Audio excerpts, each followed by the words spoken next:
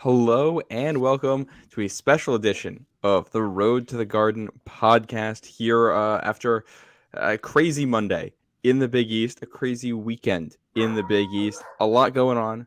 We got three Big East teams advancing to the Sweet 16. Huge news for the conference, but not the biggest news that we've gotten in the last 72 hours here. The biggest stories happening off the court.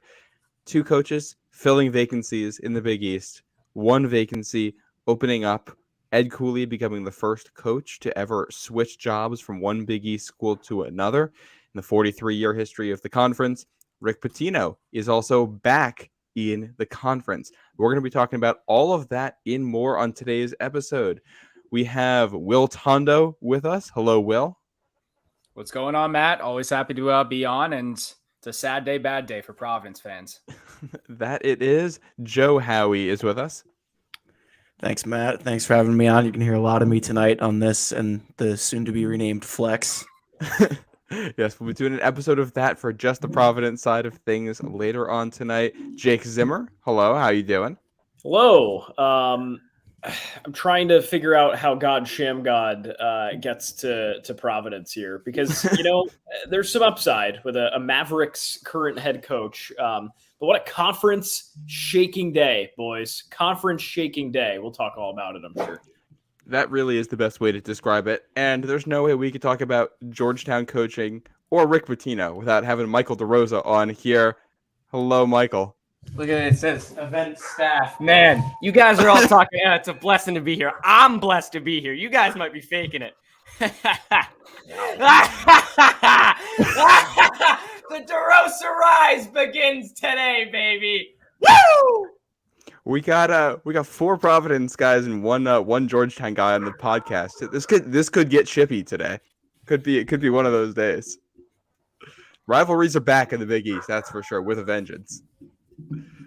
Before we get into this, word from our sponsor here.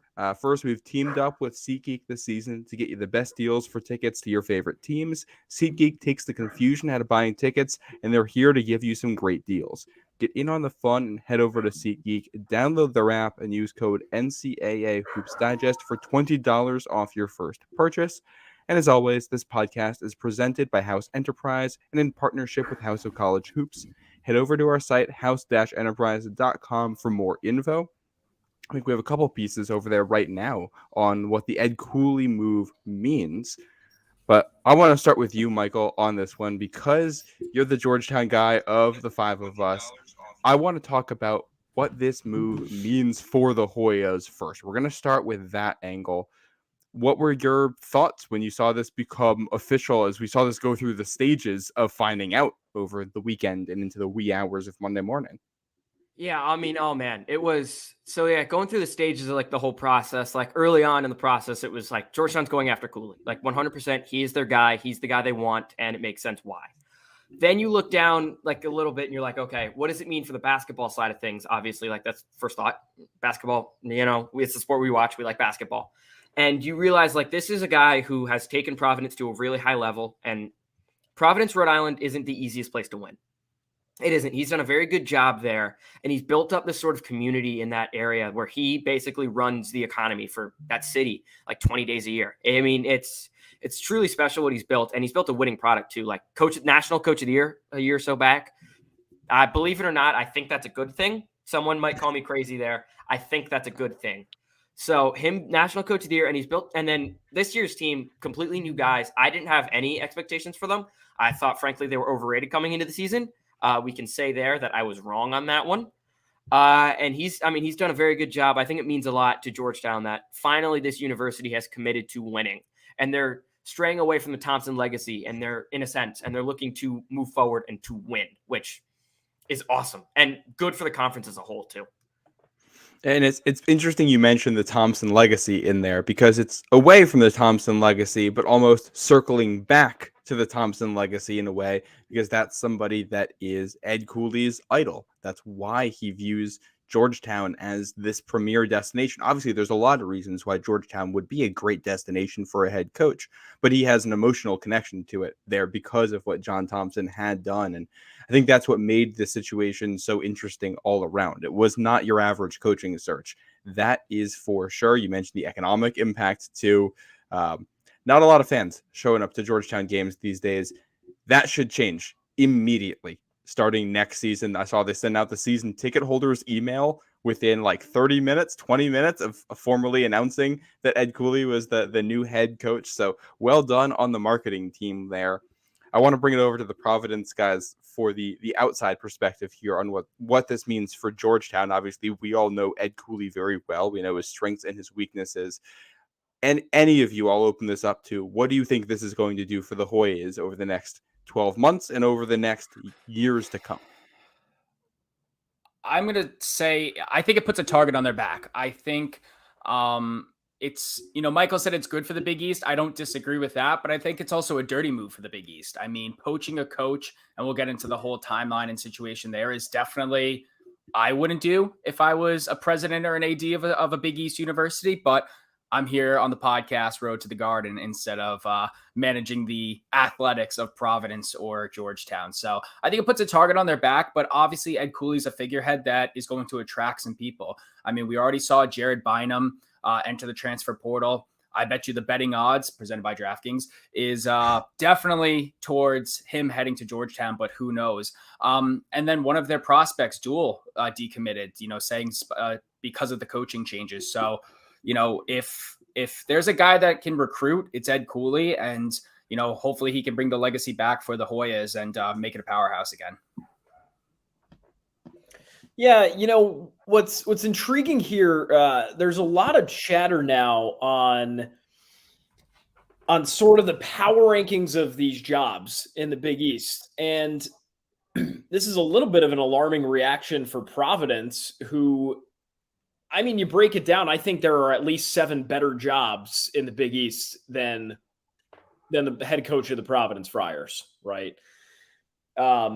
You look at a place like Georgetown, Matt, you alluded to, there's a 90 billion reasons why, somebody can recruit that area. And look at how much basketball talent you have in the DMV. I look at Bryant, at a place in Rhode Island that got 3 stars, relatively speaking, in the America East, of course, from DC. There are a dime a dozen players down there, and that area has just been begging for somebody like Cooley to come in there and recruit the hotbed that is the DMV now. So, I mean, Ed Cooley's $1.9 million house sure is not going to get him as nice a house in DC as it is in Rhode Island, but man, I think this instantly changes the Georgetown program forever. There's already rumors that he's bringing back Patrick Ewing, by the way. So that's an interesting piece to this. I obviously there's not much to hate about this hire for Georgetown. Yeah, I think when you look at the next, let's call it 12 months for Ed Cooley, this is going to be a drastic change of scenery for him. I mean, obviously moving down to Georgetown, but I think in terms of playing the villain role in the conference now, I think you look at years past, you see Steve Wojciechowski at Marquette was kind of that coach that, everyone kind of turned their back to. It was Dan Hurley for the interim. And, this is obviously coming from a Providence bias, but I've seen other fan bases, Seton Hall, Villanova kind of chime in here that this is kind of a little bit of a shady move here with Cooley going down to Georgetown in the midst of all this. The timeline to me is super sketchy. Stuff came out today about when he, signed for his house going up on the market. The next day you get the doors beat off by Seton Hall, So I think this is going to be a really telling time for Ed Cooley. I don't know how he's going to fit in with the villain role. With that said, he's a great recruiter and he's tapping into a wealth of resources down in the DMV. And Georgetown historically has been, one of the perennial powerhouses in college basketball. So it's going to be interesting to see how he accepts that, going from small school in the Northeast to now one of the most historic names in the game. So we'll see what happens. Yeah. It's a lot of pressure on him. When you leave, you stay in the conference, you get paid as much money as he does. He's trying to fill the hole left by one of the icons of the program and step into the bigger shoes of John Thompson. There's a lot going on for him. He's going to have to live up to a lot here. I have no doubt he's going to do a good job at Georgetown, the recruiting. And the recruiting battles now between Ed Cooley and Kevin Willard in the DMV area for talent are going to be crazy. I'm intrigued to see which members of Providence's staff end up going with Ed Cooley too, because he's got a couple good recruiters there, which will play into this and his ability to tap into some of those markets. But I can't see it. I think this raises your floor. He's great with the media. That's an area where Georgetown has struggled under Patrick Ewing. The press conferences have been lacking. I'll put it that way. That is not going to be the case anymore. He makes Georgetown relevant again immediately in a number of different ways. Whether or not he can reach that, perennial contender to win the Big East, perennial contender to go to the Final Four, I think we'll have to see if that happens. It can. He has the resources. You're paying the money with that expectation. Whether he gets there is another thing. That's the thing, too, because it's like, this has been all the rage on Twitter today, too. And we'll talk about Pitino when we get there. But I'm comfortable with saying that, like, if I were a betting man, presented by DraftKings, of course, for all your sports betting needs, I can't say with confidence that either of them have a Final Four in their future. Obviously their odds are that they don't make a Final Four, right? Because you got to string together the wins. You have to be a hot team, but I can't see that happening for Ed Cooley at Georgetown. I surely couldn't see it for Ed Cooley at Providence. I think that's pretty much the sentiment on this call as well, but I don't know that he's going to have enough juice to get there, right? You still are looking at a 5, 6, 7 bid league. I don't know that Ed Cooley's going to lead Georgetown back to the Final Four. I don't know if that's the expectation at Georgetown now, though, the program's been terrible for the last, they one tournament bid, and it's because of a lucky Big East tournament run. I don't know at this point if you're a Georgetown fan, you were expecting Ed Cooley to make a Final Four, at least early on. And there's been a lot coming out about him that he's not coaching past 60. So he's got 7, maybe a little longer because he's now taking a new job. Maybe that adds a couple years, but not much. I don't know I feel like the expectation is more rebuild the program, rebuild the brand, then we can get to winning. I feel like that's the side they want first. And I'm just going to get into this now. I feel like I've seen a decent amount of people talk about why would Ed Cooley take this job? Why Georgetown? Why this over Michigan? Something like that. Look, I'm from the D.C. area. I grew up on a pretty wealthy side, right next to the D.C. border on the Maryland side. I'm from a pretty wealthy area. I'm very lucky. I don't try to hide from it. And I've been following this program since the day I was born. I was born in Georgetown. I didn't have a choice. It's just who I was, and I wouldn't change anything.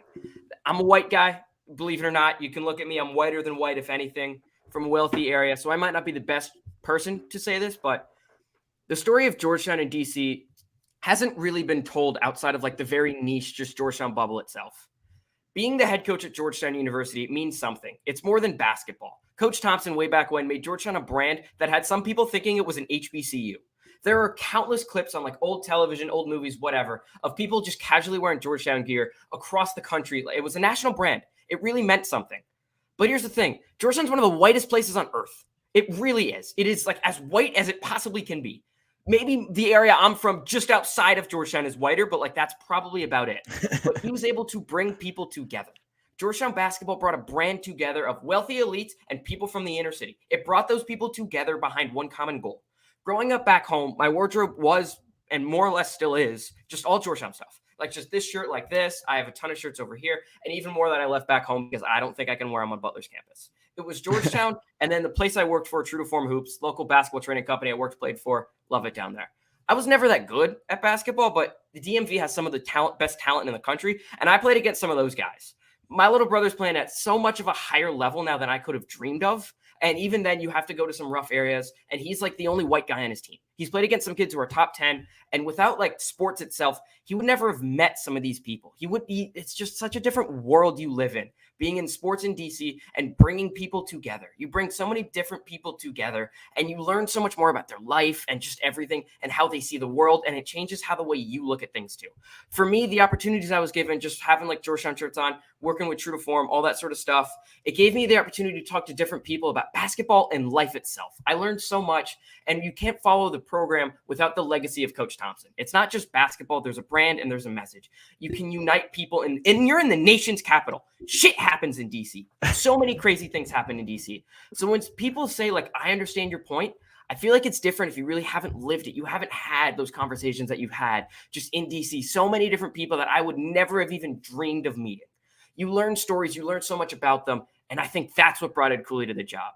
That's why Georgetown wanted him so bad. You can build a community. Look what he did in Providence and building that community. You do that in DC, triple, quadruple, it means so much more. It just means that much more. You bring people together and use sport as a vehicle to do exactly that. You're at the center of everything in DC. The entire nation will be watching you now. You have all the eyes on you. If you can get back to what Georgetown stood for and what it means to even wear a dumb sweatshirt with just a G on it, I think it could make Georgetown a special place once again. I think it really matters. And I think that's a very fair point to the cultural impact there. And it's why Jeff Goodman has been bringing up the name Ed Cooley for a long time. It's a natural fit. He's a cultural leader in a way that fits what Georgetown, I think, has been looking for a long time to return to that prominence. Obviously, high expectations he will have to fill there. You talk about the impact Georgetown can have there, Michael, and Cooley's going to be expected to fill all of what you just talked about. And that, in some ways, can be harder than going to the Final Four. You have to be a leader of men on and off the court here. And you talk about pulling a community together. I think he's done the opposite now with Providence, which we are going to be talking about here shortly. Will, I know you had a point you wanted to bring up here.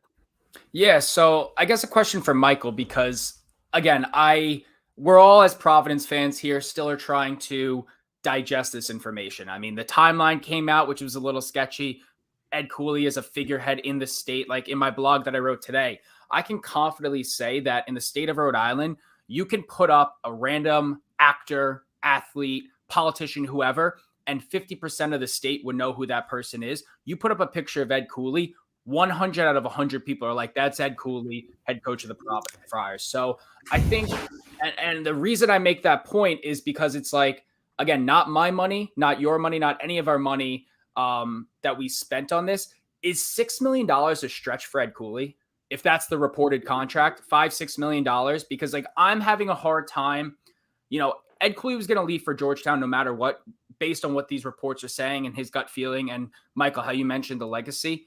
Obviously, you can't say no to money, but is $6 million a lot compared to all of the other coaches in the league who have already won national championships? And I'm not trying to, dilute the situation and be a little, pissy because Ed Cooley obviously left, but I can't justify the $6 million mark for him because what has he done besides build the community and build the program? He hasn't won anything. Yeah, I'm in agreement with you there, Will. I love Ed Cooley. I'm devastated that he left, but to be honest, I think Georgetown might have overpaid here because if you look at Cooley's body of work, I mean, obviously what he did for Providence College as an institution and as a basketball program, he took the program decades into, from where it was to where it is now. And he did that in 12 years. If you look at his success on the national scale, meaning the NCAA tournament, Matt, correct me if I'm wrong here. He has 3 wins in that same time span. Yeah. Well, and one was a buzzer beater, so we're not talking, Jay Wright, who has stormed Villanova through to countless Final Fours and national championships. We're talking Ed Cooley, who has 3 NCAA tournament wins, and most recently a Sweet 16 where, you held the eventual national champion Kansas on the ropes and you only lost by 5. That's his crown jewel right there. $6 million to pry him away from the program and the institution that he built up from the gutter. To me, I think it's a little bit of an overpayment there. And Michael, everything that you said about why he was drawn to Georgetown, I think is absolutely well taken. I think from the Providence side of things, though, this is a bridge that you're burning that you can never rebuild. From today going on to the day that he retires, he will return to the Amica Mutual Pavilion and be met with boos for the entirety of the game. The security on that game year in and year out is going to be razor thin, super tight, just given, the recent history, Matt, as you know, of the Providence fan base. Well, that's the thing too, Joe. It's like, part of me wonders, is this worth it?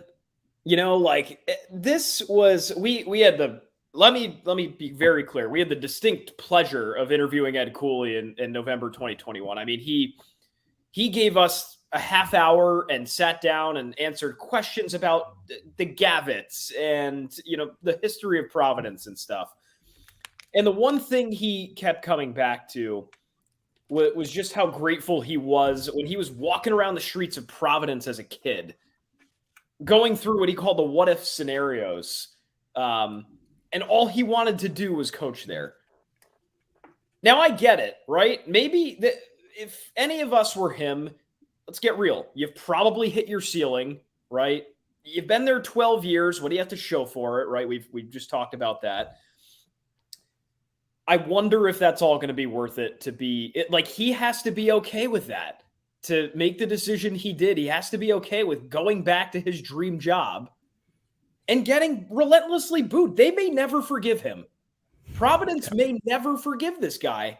They might, but the reality is that they probably won't. And if they do, it's going to take a very, very, very long time. I think in the sense of maybe in terms of like NCAA tournament, maybe they overpaid. Like, sure, that's $6 million is a lot of money. It's a lot more money than I could ever dream of having. The things I do for $6 million, you have no idea. But I feel like in the sense of like community building, like I feel like that matters so much. And also getting the winning games. Georgetown doesn't win many games. You get people back in the stands with Ed Cooley, with a couple guys. Let's say he brings over a couple guys, and then you can recruit the transfer portal well. Like Matt mentioned, the recruiting battles between Willard and Cooley now. It's already happening with Ish Leggett in the transfer portal. He is a stud at Rhode Island. Whoever he goes, they're getting a starter. That's a Big East level starter or a Big Ten level starter. That is someone who is going to play big minutes and hit big shots for whatever team he goes to. And then I'm looking, if there is anyone in my mind that you want, a lot of the DMV, like AAU, all that stuff, it's a lot of politics. It's like, all right, like if I'm Kevin Willard, it's going to be his first year with that recruiting class. Jamie Kaiser and you have Deshaun Harris-Smith. They might be looking at that in the sense of Jamie Kaiser played 18.7 minutes and Deshaun Harris-Smith had 19.5 minutes per game. My guy should be playing more. He is better. We're never sending a guy to there again. Like, there are so many politics that come in with just the recruiting, the DMV itself. I don't think there's anybody in the world who is more qualified to do that than Ed Cooley. And I'm looking at that 2024 DMV class. Dude, there are multiple future NBA players there. Multiple. There are program changers right there. Let's say even like year one, let's just say they're an NIT team. They won a couple big games, but they don't do a lot. You get some of those guys in the program year two, you're talking Sweet 16 immediately. You're talking, we are competing for a Big East title.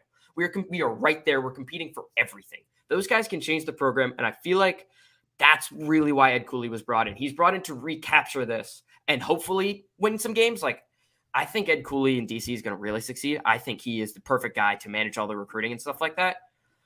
But yeah, I think they're really bringing him in to try to build the brand back and then focus on winning. I think the branding is coming first. I think that's why you bring in Ed Cooley, and then the winning will follow. Yeah, Joe, I know you want to say something. I want to just jump in real quick here. The other part of this, the financial, like $6 million, one doesn't matter as much if you have that money to spend. Like, this is all coming from people outside and all that stuff. If they want to spend it, like, it's not about whether we think it's worth the money. It's about whether they think it's worth the money. That's what matters here. And the part of it, nobody's going to Georgetown games anymore. That changes. You get people buying tickets and people buying merch. That'll repay itself real quick when that stuff picks up. Yeah, I was just going to add in a quick comment here on the recruiting front. Obviously, the timeline right now is very fluid and news is dropping as the hours progress. I think the status of Jeff Battle is a really important timeline to watch with respect to both camps here, because as good of a recruiter as Ed Cooley was, Jeff Battle held a lot of that weight as well. Cooley and Battle tag team a lot of the recruiting process over the years. So, not discrediting Cooley's ability to recruit out of the DMV, but, Jeff Battle had a huge hand to play in that too. So I think whether or not Cooley brings him down to DC with him is another storyline you definitely want to watch. And then, Jake, I wanted to respond to your comment about, Providence eventually forgiving Cooley. I think it could have been a possibility had this been handled differently. The less than a week ago, we heard him say, "What rumors?" And now we find out all of this stuff. His house has been listed since March 3rd. You knew damn well about the rumors, just the way he addressed the press, the way he dragged along the fan base and the players, someone who was, I'm players first. I don't think this was handled appropriately. You know, the guys on senior night got a terrible send off. It was just, I think there is a world where Providence can forgive Ed Cooley, overlook this, and really, you know, be grateful for where he took the program to from where it was. I think the way that this transition was handled kind of evaporates that almost immediately. Matt, I'm sure you're going to take us into the timeline, in a second here, but to address the money and all that other stuff, like, the NIL was something that everybody rushed towards as a possible explanation. They're like, hey, could Georgetown be a better NIL school? Blah, blah, blah. Well, it turns out they weren't paying Cooley like too much more money. It was more money, right? But it wasn't. He was making over $4 million at Providence. I mean, that's still the high, probably top 10% in the nation. NIL Providence has been very competitive. Georgetown, do they have a small edge? Maybe, but now we know those really weren't factors. He genuinely was looking for some sort of change in scenery. We won't know what the extent is for a while, but I feel like those are just off the table too. Yeah, and it's a weird situation because it doesn't feel like we have the full story on why he left. There's a lot of plausible reasons, but we heard it's Monday. We heard last night from Ed Cooley himself and didn't really get any clear answers on anything. Lots of comments about stuff, but nothing clear, which is surprising from somebody who I think has always been a very direct communicator through 12 years of Providence. For that to suddenly change in the last 3 weeks of your tenure, I think it shows something. Yeah, I don't know if we're going to get answers a ton from at least Cooley himself, just because I don't think the DM, like the guys in the DMV, like the Washington Post hasn't been following Christian basketball for a while. They're going to have to win. Then Cooley can hit the media. He's apparently scheduled an alumni meeting. That's just rumors. That's a big thing. But on the NIL point, I really think Georgetown has the money. I don't know if they have a collective setup or anything like that. But if we're talking in terms of dollars, Georgetown's endowment in the Big East is by far the most. The boosters and whatever, by far, they're up there. They just paid $6 million for Ed Cooley, yeah. and bought out Patrick Ewing. Mm-hmm. And they have committed to there are rumors going around that they have committed big time to spending on NIL, significantly more than a Providence would spend. There have been some sharp people Nationwide Nolan. I follow him on Twitter. Very sharp dude in the Georgetown side. Very sharp dude in basketball in general, but especially on the Georgetown side. He was saying that PC might be tapped out of recruiting, and apparently Ed was Mr. Cooley, coach, whatever you want to call him, was frustrated about not having enough NIL with 2024 recruit Kurt Tang. There's a rumor going on about that. I don't know how much any of this is true. This could be true. It's just speculation, but if that's the case, Georgetown's going to have enough money to get some of these guys in. If they can set up a collective and get that going, I think it's big time. Yeah, and I don't think you need any more evidence for what Georgetown's NIL can do than the fact that this team got Brandon Murray, one of the top players in the entire transfer portal, to come there last season off of an 0-20 Big East year with the same head coach. The fact that you're able to land somebody like that means you're willing to throw the money around to get the good players. Now, once you add wins to that and a coach with a pedigree, plus the money, and probably more money coming now, if they start winning, the money will flow. That's a really good recipe for things to work. I do want to talk about the Providence side of things. And Michael, do you want to say something? I saw a tweet. I think it's fake, but it said that Eddie Lampkin would join Georgetown. I'm He got a crystal ball. There was a check. There was a check mark. So I'm it's verified. Then it's the dude, I scroll over. It's 100 followers and he paid for it. I'm damn it, you got me. Well played. Tip your cap. He got a crystal ball. I think is this where we talk about the timeline for stuff? I think so, because that's a great natural transition right there. If Eddie Lampkin goes to Georgetown after a Zoom call while Cooley was still the Providence head coach, that is Class A snake. So the timeline on everything, Providence played at Georgetown on, I believe it was February 26th, the last Sunday in February. That was the last win that Ed Cooley got as the Providence head coach. After the game, he started his press conference by making a point to talk about how happy he was to hang out with his family and his daughter in D.C. and get to see them, which at the time sounded nothing more like a family man, although you look back on that comment now, and think it could be interpreted otherwise.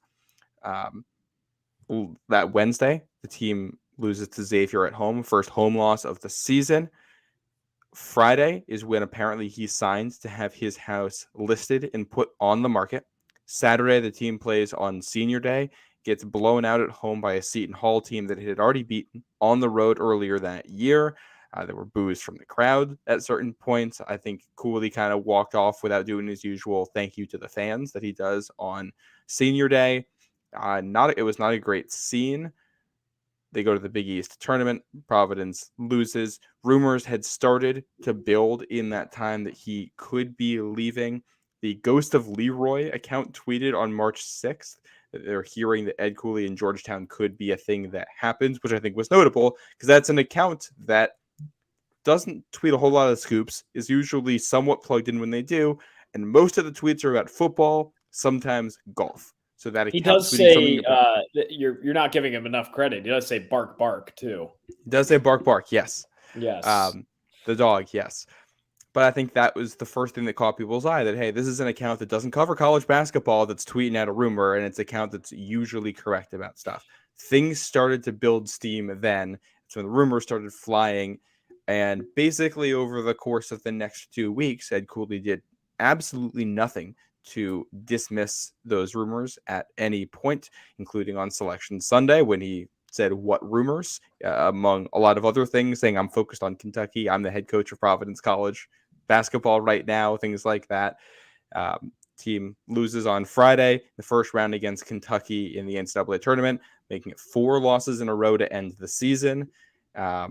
Sunday, he does an interview with Maury Hirschgordon on WPRI, where he gets again asked. He got asked about stuff after the game, did not dismiss the rumors. He gets asked about it on WPRI, talked a lot about a lot of stuff, and seemed to basically hint that he and his family wanted to live somewhere else. That's what I took out of that. I don't know if you guys have taken anything else out of it. We could talk about that. And then that was Sunday night, with Steve Napolillo giving a live interview after, the athletic director at Providence, saying, hey, basically I did everything I could. And that was the moment where it was like, okay, he's probably gone. You wake up Monday morning, Ed Cooley's house has been listed for sale. Rumors build throughout the day before an official announcement comes in the afternoon, first in the form of Providence announcing they're seeking a new head coach, later in Georgetown announcing officially that he has become the head coach there. Somewhere in that, I believe it was the week of the Big East tournament, or no, it was the week of the NCAA tournament. Providence and presumably, I believe it was directly Ed Cooley met with transfers, people in the portal, one of whom has now received a crystal ball for Georgetown. That is Eddie Lampkin from TCU, which I think is a situation to talk about. Yeah, I think that's the full timeline. Did I miss anything? You forgot to start a year ago when Jeff Goodman tried to start manifesting this. I think that's really where this begins, Matt. But no, I mean, I didn't have time to list all the Jeff Goodman tweets in there. We'd be here for an hour. That'd be like a CVS receipt. No, I think you got the timeline down pat there. I think from the Providence fandom side of things. Oh wait, hold on. I don't know. Wait, is this the same account? Oh, this is the same account that got you, Michael. Never mind. Tommy texted it to me. They're good. The check market's bullshit. They get you. And a couple Georgetown people are like running with it too. So I'm like, is it real? Because if Tommy sent it to me. So yeah, but yes, continue, Joe. No, we'll see. Sorry. From the Providence fandom side of things, I think starting with that loss at Xavier and ending with this loss against Kentucky in the tournament. You're scratching your head like what happened here, especially I think senior night too. The players just looked completely checked out, and I keep seeing stuff on Twitter today that the players were in the dark until this morning. They're not dumb. I'll say that. Players have social media accounts. They have Twitter accounts. They hear the coaches. They see the changes in the body language and the different types of narratives that are coming from the coaching set. Just because they were quote unquote in the dark doesn't mean that they're not aware of what's going on. I think one of the most telling things right now is Jared Bynum hit the transfer portal. He's the first one out today, and He's from the DMV. The past 2 seasons, he played lights out at Georgetown.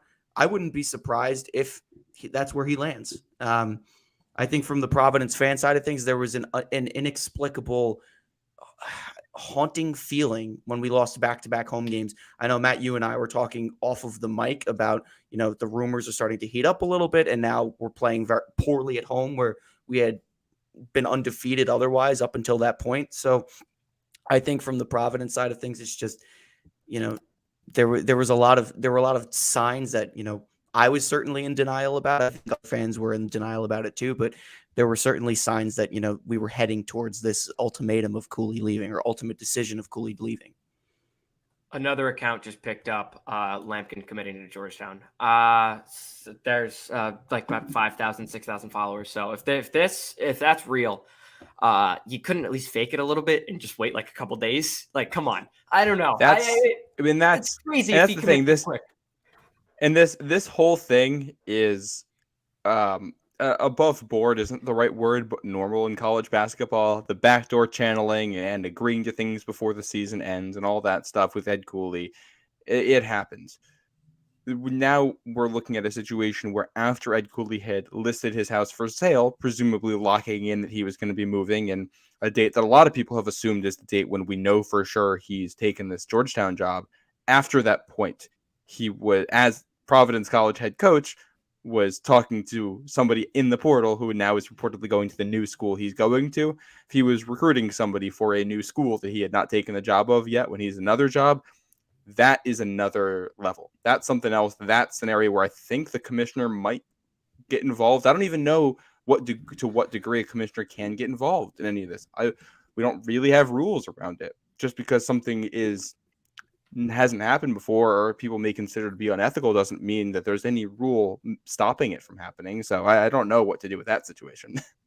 If Val Ackerman wants to get involved, she should make an executive decision to reinstitute tall boys at the Dunkin' Donuts Center and schedule the Georgetown at PC game for Friday night at 8:00. If that's how she wants to get involved, that's the best way to do it. Will say Providence, like we're talking, keep in mind, Jack DeJoy's agent. So you have to keep that in mind. He's an artifact. Yeah. Providence it is public. They tried to poach John Thompson and Rick Pitino from then Big East schools. Yeah. So I feel like that has to be mentioned. Like, and DeJoy, again, he's ancient. He's been around forever. He's ancient. So I feel like he might remember that. Yeah. I agree. I also, I forget who put it out earlier today, but we have to keep in mind that a lot of the people that are talking about this weren't even alive when that was happening. And also that was the old Big East. I think Napolillo, who has surprisingly handled this very well, addressed today that when the Big East reconfigured, it was kind of like we're brothers in arms here, against the rest of college basketball. Like if teams want to look for football, we're going to stand united and we're going to be the college basketball conference. And I think that's why there's such a feeling of disrespect from the Providence side of things is like, we're supposed to be here. We play each other. Fine. If that's a bloodbath, that's a bloodbath. But in terms of outlook towards the rest of the NCAA, we're the basketball conference and we stick together. We root for our other Big East schools when we're in the tournament, and to recruit the coach of a fellow Big East school while that coach is coaching at another school that has aspirations for the postseason, that's playing for a share of the Big East regular season title, that's playing for Big East tournament seeding, that's playing for NCAA tournament seeding, to do that while that coach is still there, it's just, I think it's in bad taste. And I'm not discrediting what Providence did 40 years ago because it was bad. It's bad then too, but I just think there's a new feel to the Big East, and this is kind of just, it's snaky. This is what rivalries are made out of. I mean, come back to it. The reason why we love this sport, I'll tell you this much.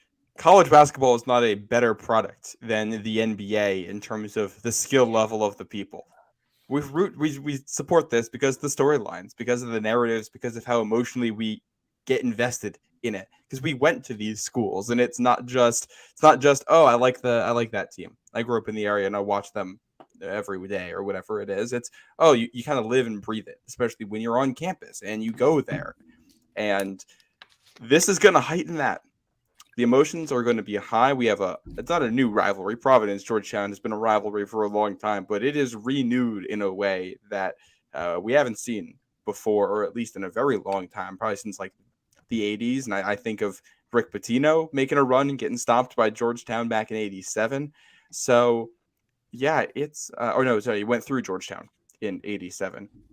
And it's going to be great for the conference short term in terms of viewership, because I can guarantee you fans of all 11 schools are going to be tuned in when Providence hosts Georgetown next year. We'll see how much it carries through after that. The best case for the Big East is that Ed Cooley is a good coach at Georgetown, and the next guy up at Providence is also a good coach, and you get this high stakes rivalry. The worst case is that it doesn't work for Ed Cooley, and he ruined the Providence program in the meantime, and you just had a guy who was a figurehead of your new conference kind of tarnish his own legacy in the process of not helping either of the schools he's attached to. Yeah. I don't really know how to respond to that, but yeah.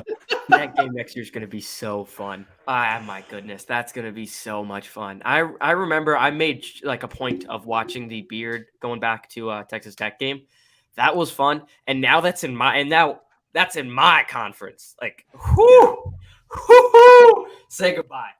That's gonna be crazy, especially when Eddie Lampkin and Jared Bynum combine for 7,000 points and dominate Providence. And Garway Duel too. Oh yeah. It's building up in Georgetown. It's building up. Yeah. Jake, there's been a lot of Joe, Michael, and I talking. I want to make sure you get your thoughts in on this. No, I came in with the hard-hitting stuff of the rivalry, right? Like, and how Cooley's going to be perceived.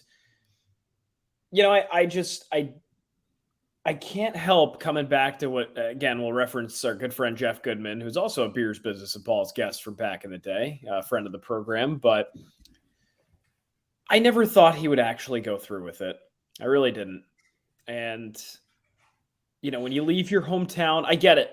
You have a career, you have a family, right? You got to do what's best for them. Does the risk, or is the reward there greater than the risk of what he'll become at Providence now? And that's just something we don't have the answer to, and we're not going to for many years. And that's all. I'm not going to add anything that hasn't been said. I think it was, we're going to look back at those media clips from Greensboro and the fact that he said, after the Seton Hall loss, like, hey, Seton Hall beat an arrogant team today, a day after he signed his house to sell the team, or to sell the house. We're going to look back at a lot of those moments and say, okay, he had something cooking there, right? He looked the reporters in the eyes and said, our staff's going to get approached every year, right? And that's just stuff we're going to have to comb through and say, what the hell was he really thinking? And I hope it was worth it, Ed. I do. He's a great guy. He is an awesome dude that's been nothing but great to all of us. I wish him the best of luck for sure. But holy shit, did he burn down his bridges in Providence. One thing on the home, John Rothstein doxed him. Why do we just people sleep on that? That was so bad. Just put 2 and 2 together. He's like, oh yeah, the Chris Dunn jersey in the house. Who else could it be? You know what gave it away though was the pool. He jumps into his pool every time something cool happens. Yeah. And then they post this big, beautiful, which by the way, that's a really freaking nice pool. That's whoever can afford 1.9 million down there. You should go get it. It's a great house. Yeah, I was going over this with my girlfriend this morning because I showed her the Zillow listing because I wanted to just out of curiosity, and she was swiping through it and she gets the picture of the pool and she goes, "Oh yeah, I know that pool." She's not a college basketball fan. She only knows of this stuff because of me. And from seeing just the pool videos and GIFs on Twitter that I have retweeted, she was immediately able to recognize that. So everybody, the second that listing went up, the clock had started that he was going. There is more smoke to this Lampkin thing. That might be real. That Lampkin is just committed to Georgetown, which is insane. That's crazy. Yeah. We had to get one more piece of news in. Jack, you get something? Taking suggestions for what to rename the flex.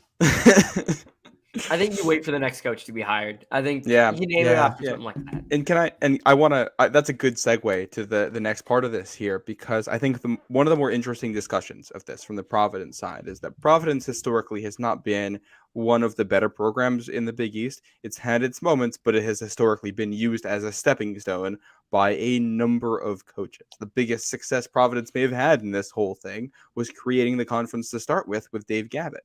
After that, the basketball team had its ups and downs, has not been able to sustain success. Ed Cooley brought it to sustained success. And with that came a ton of investment in the program. New facilities, NIL, the building that they play in, which has gotten better and has gotten more fans in it, and you've gotten more media attention than ever. I mean, I'm sure you guys all know this. How many random schools do you know because you saw their name in a bracket once when you were a kid? And now Providence has that appeal. People have heard the name because of what's happened over the last decade. I think I can give you a list of those random schools, actually. Grambling State. I loved Winthrop was the one I always loved. Yeah, Winthrop. That's actually how I learned LIU, NEC basketball. Pretty cool stuff. And Fairleigh Dickinson is now going to be very much on that list. But Ed Cooley did that for Providence, and I think there's a sense of uncertainty here with not knowing exactly how strong the Providence program is, because it has been Ed Cooley, but it is also a very different beast than it was when Ed Cooley first signed in Providence. There's a lot more success. The expectations are higher. There's more money there. I don't think it's one of the worst jobs or one of in the bottom tier of jobs in the Big East anymore. It's not in the top. I don't know if it ever could be, just with the recruiting pool that you're going to get in the Rhode Island area. But I think it's a good job now. And the appeal that it'll have for the next candidate is interesting. The rumor is Kim English, a 2-year head coach at George Mason, could be the next one in line, which I think is a very interesting hire. We'll see how that plays out as a young guy there, 34 years old. But ability to get the next coach, have that coach have success, and then keep the head coach, I think becomes the next big question here for the Friars. And I think it's an open question. I don't think anybody has any idea what that's going to look like. I think if you go English, he first of all, he would nail like the opening press conference. He matches the energy like the Providence fans, the crazy Providence fans online. That's Kim English, just as a coach. I think he has really nailed that. He won a game over Maryland. And if he can bring big man Josh Oduro from George Mason to Providence, that's a guy who's going to play big minutes on the Big East team. That's a guy who's better than Eddie Lampkin, in my opinion. That being said, I don't know if he's the guy. We don't know about him as like an X and O's coach. I think there's some questions there. We know he will bring the energy, and if he works out, he's going to really work out. But I don't know if he's like the X and O's guy. We don't know how good he is in the A10. I think if you could combine him and Mike Rhodes, if you could combine them into one coach, I think you have like the perfect coach. I think like that, Providence, they would kill it. They'd do as well as, if not better, if you could combine the two than Ed Cooley. But also, if you're hiring English, there is always a chance he leaves for like a Tennessee when Rick Barnes leaves, something like that. Just because like there are rumors there, Missouri, wherever. There are rumors he could just leave after that. It wouldn't surprise anyone. But if he does well enough to build that program, like keep him alive with Ed Cooley, I don't know if you can really like complain about it. I think he would have done his job and then some. Yeah. We'll see what happens here. I think the other part that has made this so emotional for Providence fans is the fact that because the school has been used as a stepping stone for so long, you finally got the guy who wasn't going to be that. You finally got the guy who wasn't going to leave you for somebody else, who wasn't going to chase money. And he was that for 11 years and 11 months. And it was the final month where suddenly it felt like the veil lifted and he wasn't that guy anymore, as we see here with the way things transitioned out. And there's that feeling of, hey, if he can leave us, anybody can. Not to mention his mantra, "Us sweet together, family Friars," is now tattooed on the court. That was unveiled at the beginning of his final season. I mean, talk about trust issues. I mean, my God. District hits in different ways. Georgetown's back. The rise of DeRosa will never end. It begins here. You got me down one season. Nah, never happening again. Let's go. Oh my goodness. All right, we've done 50 minutes here on Ed Cooley, which I think is warranted given that it impacts two schools quite significantly and is an historic moment for the conference. But he wasn't the only coach that came in today. Officially, man, Rick Pitino, back in the Big East. He's at St. John's now, rumored a 6-year contract, I think is the report there.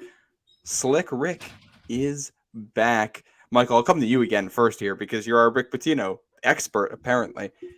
What do you think about this? Home run. There was not a better hire St. John's could have had. Home run. I don't think anyone could really even debate that. This is a home run. And I saw Jeff Goodman earlier. I think we all know who Jeff Goodman is. He said St. John's is easily a top 20, is going to be in his top 25. They'll probably be in my top 20, top 15. He's going to get that program back immediately. That is a top half Big East team, no questions. That is a market in NYC that is back because of Rick Pitino. They are nationally relevant again for the first time in however long. They're relevant. It was a home run hire. It was as good as it could possibly be. And that man is going to win games. I can guarantee you that. Rick Pitino will win games at St. John's, and he will win big games, and they'll be in the tournament next year. I am very confident saying all that. Rick Pitino is an excellent coach, and of course, the Rick Pitino update will live on. Now in the Big East, more content. I mean, if you thought the Ed Cooley thing is going to be content, Rick Pitino every day, that man is content. There is nothing else content. Like, he delivered some banging tweets today. Oh my goodness. Like, I'm not sad it's over. I'm happy it happened. He's a gem. He's a genius. It's perfect. All of it. The Rick Pitino saga is going to be perfect. I can't wait. And he's going to win games. Guaranteed. There will be some schools that will. Good luck going against Rick Pitino. Good luck. He's getting dudes. And at St. John's, the problem was never talent. They got a coach now. They got dudes. Good luck. And I agree with that fully. That last statement in particular, the problem was never talent in Queens. If you like, it's very simple. If Rick Pitino was coaching this team this year, they'd be in the NCAA tournament. They might have even been still playing right now. They'd still be in the NCAA tournament. I think they'd be going into the second weekend. I mean, you look at this dude's resume. I'm not going to go line by line here, but he's got 2 rings. He's been to the Final Four. Hell, he took Providence to the Final Four in '87, right? This guy has won more championships in different pockets. I mean, he's coached in the ACC.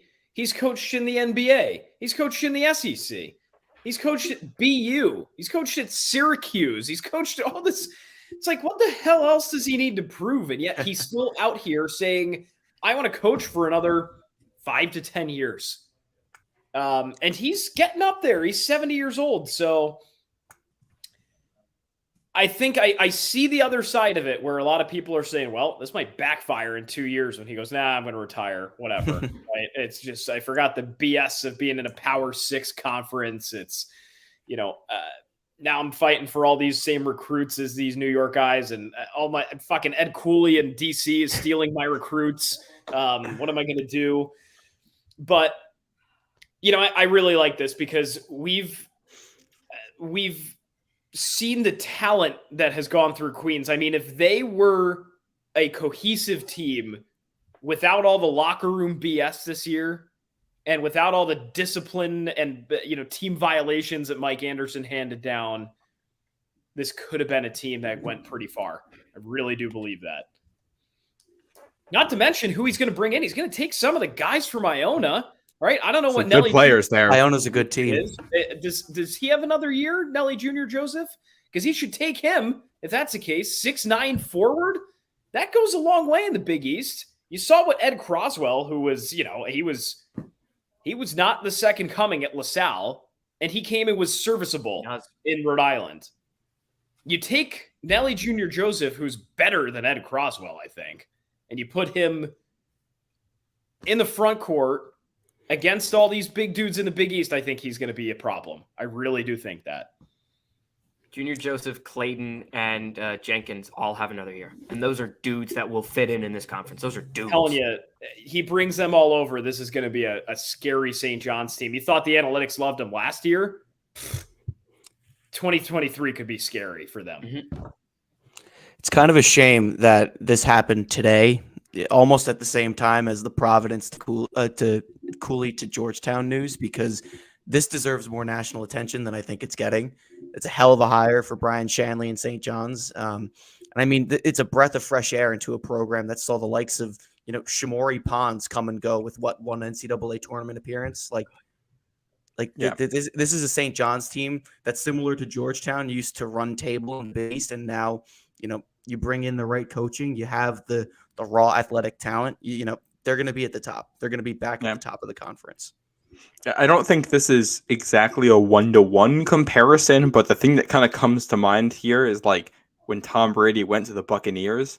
Like, you're getting a winner for a program that's been dysfunctional, and you're getting them for a short time. And you're going to have to capitalize on a short spurt with a proven winner to fix things and make it work. You don't know what it's going to look like after that, but you also don't really care what it's going to look like after that because you're trying to capitalize on a small window. I think the irony of this too is how recently did Mike Anderson win Big East Coach of the Year? What was that? 2021? 2 years? Yeah, 2 years ago. 2 seasons ago, I guess. The It was a rough year in the Big East that year. It was a rough year. That was the Georgetown Big East tournament year, wasn't it? I blocked out a lot of that season. Yeah. I mean, it just goes to show like how much can change and how you can lose control of a locker room so quickly. Yeah. Michael, you've no more thoughts on Rick Pitino? That's it? I mean, the Rick Pitino update has been going on for a long time. It's a home run. Like, there isn't anything to say other than it is the perfect hire. It is 100%. You got your guy. You get an A+ in the offseason, and they're going to win games. I heard they're putting Michael DeRosa on retainer to sit in Pitino's car while he drives to Queens so he doesn't get lost. Ooh, yeah. Like he said he would. I want to know. I really want him using like a paper map. I don't want him like knowing what Waze is, Google Maps is, any of it. You did hear what he said a couple weeks ago, right? Where he goes, "I don't even know how to get to St. John's. I'm gonna have to use navigation." Last week. Yeah, it's perfect. That was last week. He said Gold. He is a gold mine of content. That's what I'm saying. He just says these things. They don't make any sense, but it doesn't matter. It's gold. It's Rick Pitino, and where Ed Cooley messed up is where he would just talk about anything, everything, whatever, and just try to get out, like, face it, whatever. What Rick Pitino did, he's just slyly sending texts and talking about his maps. Genius. The man is a veteran of the game, and he knew what he was doing. And it doesn't get out enough, so I'm going to remind everyone of this. The man coached in Greece. He flew over everything to coach in Greece and won there. He won in Greece. The man's going to win everywhere. Going to win at St. John's. This isn't an if. This is a definite. He is going to win at St. John's. I want to add to that.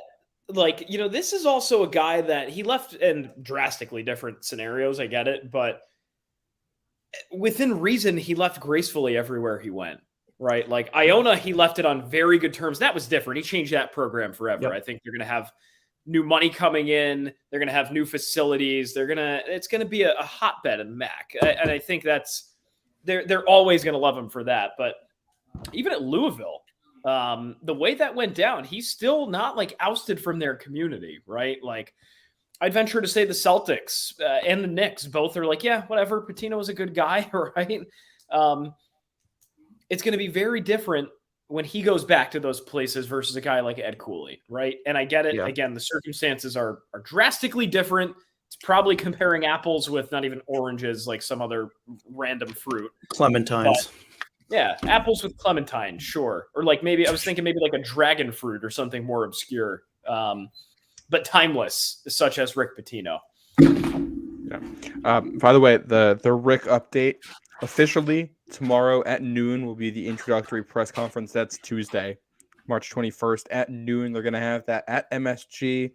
A live stream will be available on the St. John's website for anybody who would like to watch this. So we'll see. It's a new era in Queens. And I think the big takeaway from this, two of the most storied programs in the Big East and two of the biggest cities in the Big East, Georgetown and St. John's, are now immediately going to have much higher expectations for their programs next year than they had this year.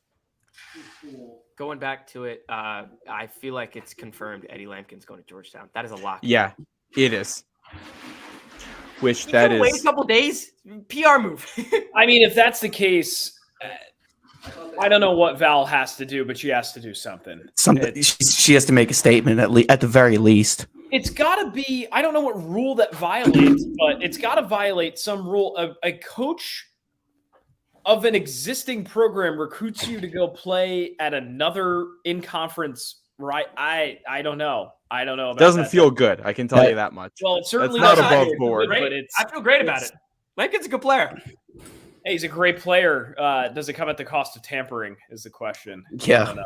And we don't even, I mean, this is a whole new world, too, in a lot of different ways. This is When has this unprecedented happened? for the Big you East. know? Yeah. I don't think this has ever happened before. We have no precedent for something like this. None Crazy. of what's happened today, basically, except Rick Pitino being in the Big East. We have precedent for that one. None of the rest we have any precedent. I know we do want to get to the actual basketball that was played this weekend, which has somehow this is the NCAA tournament, and that has somehow gotten put in the rearview mirror because of the events of today. Jake and Joe, are you guys jumping off for this, or do you guys want to weigh in? I'm gotta hop off here, Yeah, boys. I'm but, jumping too. I will just say my closing comments. Love Creighton's path to potentially the Final Four. They've got Princeton in their way now, which is red hot. But hey, Creighton's been playing some really solid basketball. Love their win against Baylor. And UConn, if they play basketball like they've been doing in the second half, God help everybody. That's my drop the mic moment. But thanks for having me on. Long live Road to the Garden and House of College Hoops. Joe, any mic drop from you, or you just dropping off? I have plenty to say, but if you want to hear it, tune into the Flex later tonight. Yeah, we'll be doing that at some point tonight. Open mic for him. Yes. All right. Well, we'll be seeing you guys later. It's going to be just Michael and I. We're going to talk now about the actual basketball from this weekend. Michael, it was a pretty good weekend, all things considered, for the Big East on the court. We'll start with the two teams that bowed out early, I think, here. We talked a lot about Providence. Anything worth taking away from that Kentucky game that they lost on Friday night? That game was so bad. It was painful, but Neither team could hit shots. no. But the one thing, I'm going to rat you out here for a second, so I'm sorry in advance. But you said in the DMs, we were talking about this game, and you said if Ed Croswell can be 80% of Oscar Tshiebwe, and Providence wins this game. He wasn't 20% of Oscar Tshiebwe. At that point, I'm like, this man has never watched Oscar Tshiebwe play. It's like, oh, you are in for a rude awakening. He had 13 rebounds in like 10 minutes. He's insane. He's special. Yeah, he was unbelievable for Kentucky in that game. And I think, honestly, I thought Providence played him pretty well defensively. He didn't score that much. He didn't take over the game there, but he got so many second chances. And it was a night where neither team could hit shots, and Kentucky got way more chances. I pulled the stat. Providence, it was 0-6 this season when having a negative rebound differential. Just that was kind of their Friars curse this year. And I don't know if you saw what Shot Quality said about this game. Shot Quality basically had this as a tie, or with Kentucky having a slight advantage, but also it had it as like a 70-69 type game. And both teams were shooting well below the quality of the looks they were getting, which I think totally matches the eye test. If you watch that game, teams were getting open looks and nobody could hit them. Yeah, I think with shot quality, I feel like you have to use it only if it matches the eye test. Like very similar to like individual defensive stats. I don't like quoting those just because like so much of defense is team based that like what if like there's so many added variables there that I feel like it's kind of hard to just make those stats statistically significant, excuse me. But yeah, I mean, I just every time I feel like I turned to that game, like I had a couple screens on, it would just be like Oscar Tshiebwe gets a rebound, kick out.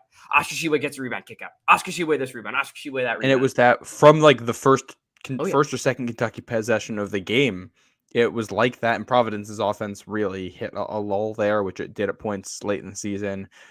Could not hit threes for the third straight game in a row. They were under 30% from deep. The last time that happened was back in the 2020-21 season. So it's been a while since they had a stretch like that shooting. Cost the Friars. We talked a lot about them earlier, so you know what's going on there and some of the reasoning that could have played into a subpar performance. Friars end the season with 4 losses in a row. They are out.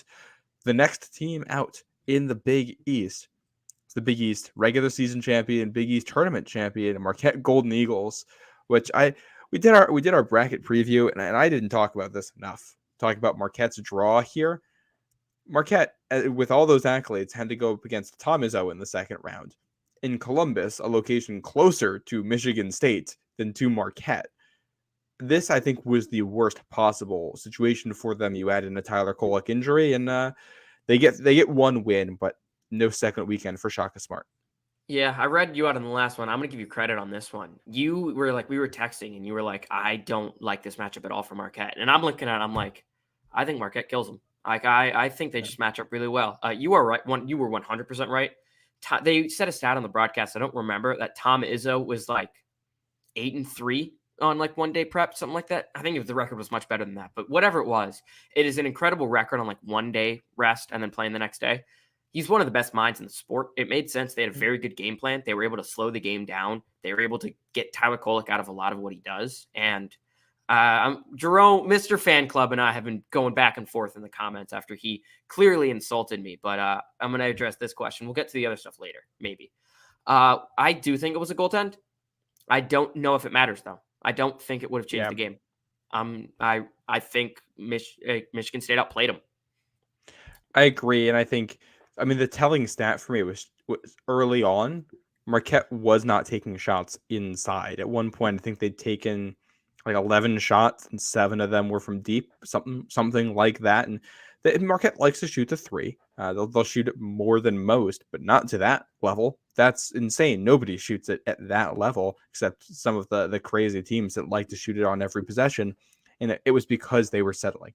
You watch the game, I think the thing that was notable was how hard it was for Marquette to get the basketball anywhere near the basket whatsoever. Michigan State's length did a really good job of closing up some of the shooting lanes and some of the passing lanes. And her physical team, her big team, I think this is kind of what many expected UConn was going to do to Marquette back in the Big East tournament when it comes to just the athleticism mismatch. Yeah, I didn't expect it out of guys like Tyson Walker. I know AJ Hogard was going to be a matchup problem. I thought he was going to score on Cam Jones fairly effectively. But Matty Sissoko for Michigan State, I thought played an excellent game. I didn't think he'd be able to slow down Oso, and I think Oso would be able to dice through him. There's this take. I understand why you think like it matters if the goaltending distracting Marquette, changing momentum of the game. It changed a lot. Like I think would they make it a 3-point game or a 1-point game if Kolek got that layup? I don't remember off the top of my head. Yeah, it would have been much more competitive. I think late, after that play, it kind of just ruined everything. Like that was it for Marquette. So I see why. I still think the Spartans would have won personally. But yeah, I think Matty Sissoko played an incredible game, and I thought Oso's speed would be a real problem. I thought Marquette would really be able to get an open floor, but they did an excellent job of getting back. An excellent job. Yeah. Side note, we're going back to the Eddie Lampkin drama. He apparently has not committed to Georgetown. I love this story. Is awesome. Yeah, we're going back. Snip. So we'll keep you updated. I'm sure you'll see that on Twitter for anybody who is not listening to this live. If you're listening to this recorded, you're going to be very confused as to what's going on. Because you guys all know what happened at this point. But do we go ahead to the 3 teams that did advance to the Sweet 16? Let's do it. Which one should we start with? Should we go top seed to bottom seed? Start with Xavier? Yeah. Let's do it. Yeah. My takeaway from watching Xavier, the game against Kennesaw State reminded me of the DePaul game in the Big East tournament and their game against who did they play in the second round? I'm totally blanking here. Xavier this year? Yeah. They played Pitt. Oh, yes. Oh, of course it was Pitt. Yeah, Sean Miller. The game against Pitt reminded me of their game against Creighton in the Big East tournament, where they once again did we're going to let a lower seeded team hang around, and then we're finally going to find something at the end. And then they clicked in the other game. That offense looked unstoppable against Pitt at times in that one. Yeah, I think we got a Jeff Capel masterclass in the tournament. You have the play-in game with Mississippi State, where Mississippi State simultaneously gets a wide-open 3, followed by a wide-open tip-in that they both just missed. Then Iowa State doesn't get to warm up, and Iowa State is a team that could not really score to begin with. And then I think they just got systematically destroyed by Xavier. Like, Xavier was a team where, like, all right, you've gotten kind of lucky to get here. Xavier's like, you're done. You're done, son. Hate to break it to you. You are done. They played as well as they could have in the Pitt game. That was an excellent performance. It really wasn't ever competitive. Xavier just killed them tip to finish. That being said, Kennesaw game, going back to it, Sean Miller got outcoached. I don't know why we were pretending like he didn't. He 100% did. And Amir Abdurrahim is an excellent coach. They had an incredible game plan. They were able to space Xavier out and attack. And the reason Xavier won that game is because Colby Jones is an NBA player. Why? I feel like we're really forgetting that Xavier has a significant everything advantage over Kennesaw State. Kennesaw State's two best players are pretty small guards. Kennesaw State played a really good game. Xavier showed real toughness coming back. I'm not trying to discredit them. That's a really, really good basketball team. Homework. That is an excellent basketball team. And Xavier got a couple favorable calls late in that game too, which I think helped him out. You know what? That's the way March goes. Yeah, I don't think, if you play it, my motto here is this: if you play a team close, you don't really deserve to complain about the officiating one way or the other because you let it determine the outcome. In most cases, there are exceptions. If you're a program like Kennesaw State, I feel like this is your one big game. Right? You're gonna be.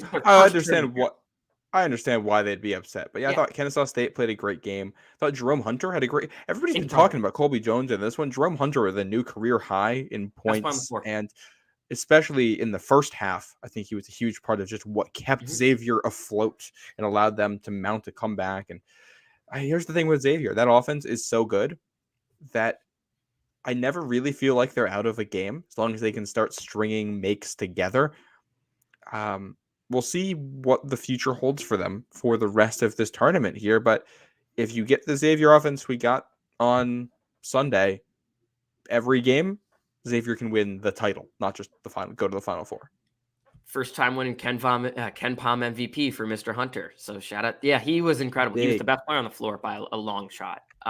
He kept him in that game. He was incredible. But I was definitely doing a little bit of a bit, I gotta be, I try to be a funny sometimes, right? Just like, I can't be I have to be rooting for Rodney Terry. I'm on a Big E show. You can't do that. Like other Butler Nation, you do that. I understand. I'm not going to. That being said, I'm fairly confident they lose this game. I think Texas. Yes, I think Texas matches up really well. That's a team of destiny. They defend at a really high level. And there were some Big East people getting mad about this, but I'm going to say it anyway. Marcus Carr is better than Sule Boom. Interesting. He is. I'm curious. He probably is. I'm curious to see how they look going up against one another. It's going to be an incredible matchup, and that is not disrespect to Sule Boom. Marcus Carr is one of the best 5, 3 even best players in that region. He is incredible. He's really he's like shown himself to be like an excellent scorer in his time at Minnesota. He will hit big shots. He can do that.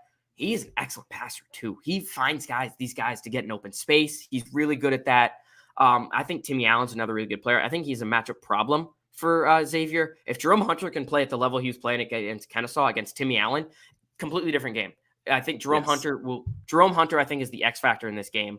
I think he's the X factor for Xavier for the whole tournament, because as long as the offense is the offense, then Xavier can compete with anybody, and he's the type of guy who can be a what do you call it?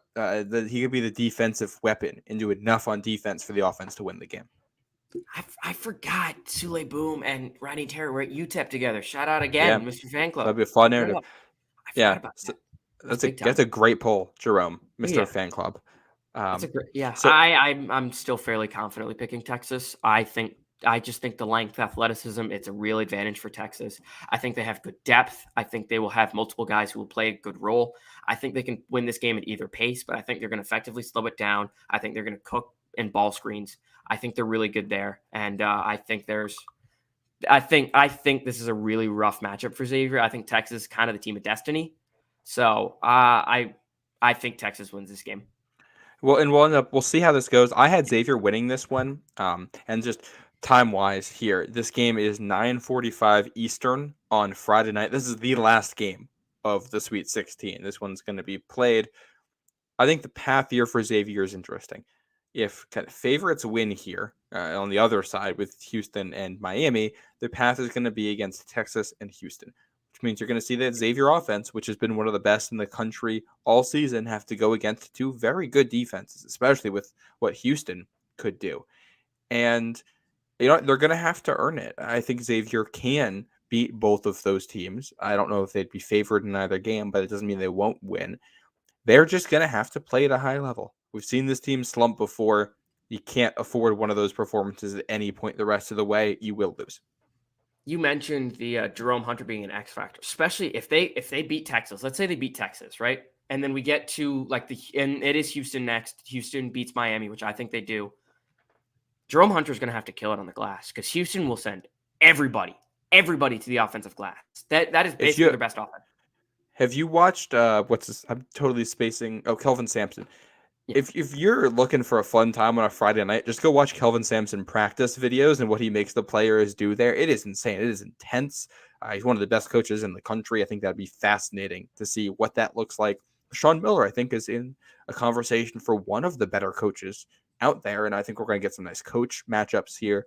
Intrigued to see what happens in that bracket. Like I said, I have Xavier. You pick Texas. I have Xavier winning and then losing to Houston. Well, I didn't have Houston. I had Indiana coming out of that, but I'll have them win and then lose to Houston.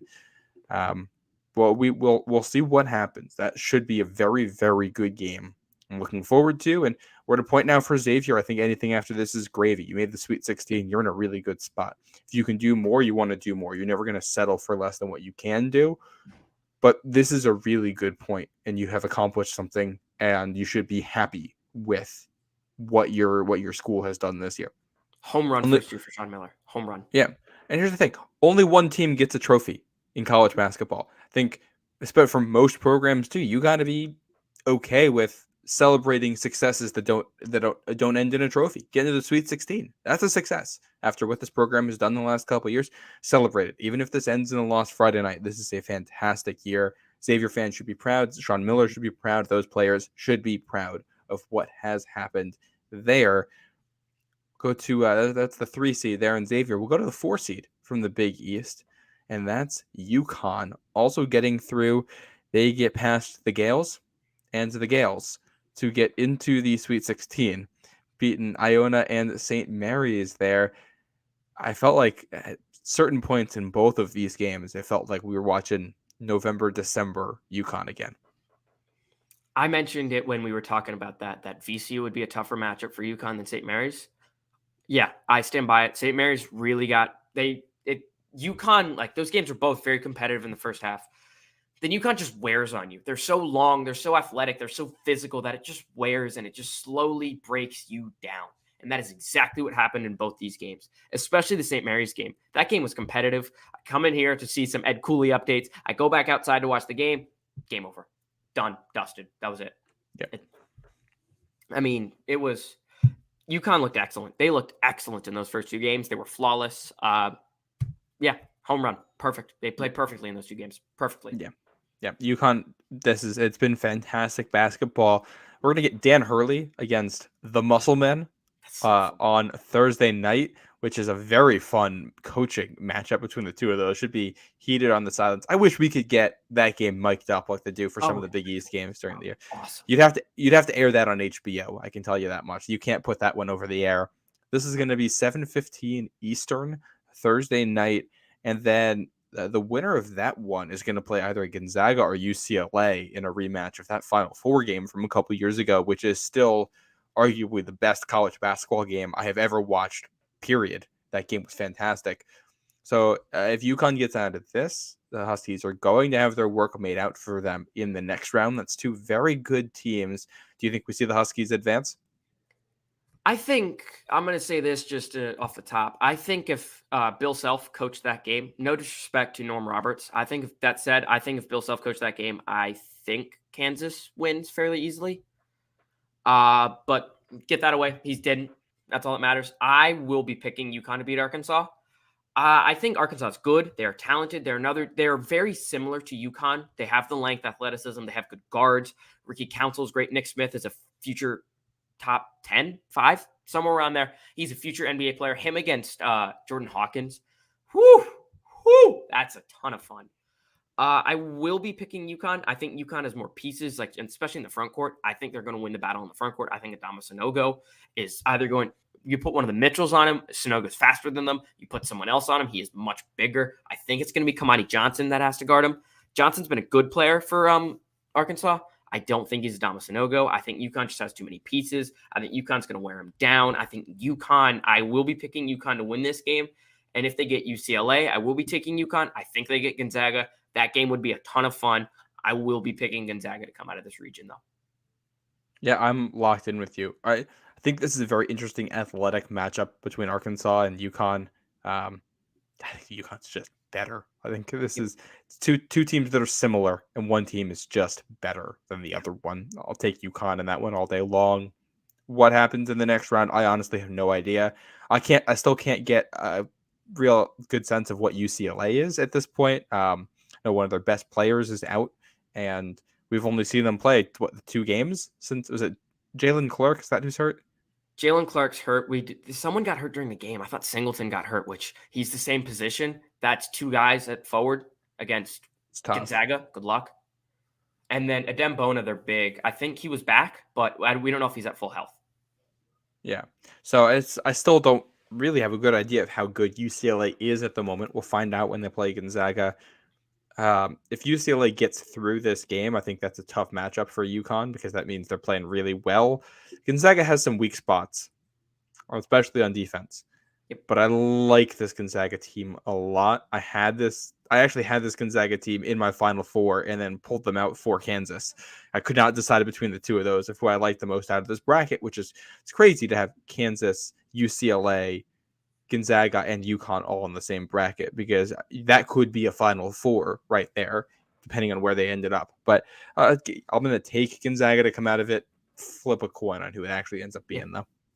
Yeah, I would not surprise me if UConn beat Gonzaga. I think they can match them athletically, and if they can slow the game down and you stop Timmy a couple times, they can take them. I will be picking Gonzaga, though. I think they do. I think you mentioned, I agree with you on this point 100%, to be clear. Arkansas and UConn's just better than Arkansas. They're similar and they're just better.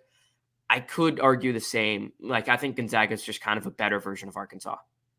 And I think that's enough. I think that will be enough to pull them over the edge. But it will be a very, very fun game. I'm very excited if it happens. Yeah, I'm looking forward to that. One last team here in the NCAA tournament from the Big East, and we're running real long here, so we will wrap up shortly. We got a lot to talk about, so we're filling the airwaves. You're getting content for the whole thing, so it might be a long episode, but it's worth listening to all the way through. Creighton. Greg McDermott getting his team through to the Sweet 16. They beat Baylor. They avenged that loss from a decade before, something like that, and a really good win for Creighton. Now they got an interesting one coming up here. Creighton has to play Princeton 9 p.m. Friday night, and the Xavier time and the Creighton time for Friday night are both approximate because their games played earlier in that venue, but. So we should have double Big East action late night on Friday. So keep your Friday evening clear, or if you'd like, head down to the bar and go watch the game down there. It could be a fun little Friday night and get to watch both. That said, I think we talked about UConn returning to form. Is Creighton returning to form, reaching their final form? I don't know the best way to describe it, but it was a team that was preseason top 10 and looked like that caliber of a team against Baylor. Ryan Nembhard had the game of a lifetime, and no one talked about it. You are going up against the best guard trio, in my opinion, in the country. That's Cryer, who I believe put up, did Flagler put up 30? One of those 3 put up 30. Nembhard also put up 30. He matched them, and their defense did a really good job at forcing some bad shots. They forced some contested mid-range jumpers, and they were just able to, again, pull out a win. They looked excellent. And I don't even think Baylor Shireman played as well as he's capable of. They looked incredible. Ryan Nembhard had an excellent game. It was Cryer that had 30. It was an incredible game. Nembhard looked like a leader. It was a real test for Nembhard going up against Terquavion Smith and Keontae George in back-to-back games. Those are 2 NBA players, and he was excellent. That was a statement by Ryan Nembhard, and not enough people are talking about how good he was. That is a statement. And I think that's the thing here with this Creighton team is they have a number of guys who can play at an all-American level on a good night. And that's Ryan Nembhard. Trey Alexander can do that. Ryan Kalkbrenner can do that. And Baylor Shireman and Arthur Kaluma, I don't know if they have that level to their game right now, but those are the fourth and fifth options next to the other ones. I mean, we've talked about how good this Creighton starting five is all year. I think our concern with them was depth and short rest. They got through this with Baylor. Now they get to rest before playing a Princeton team, which I think might be dangerous. They looked genuinely good to me in both games that I watched them play this week. So that I think becomes a very, very interesting battle.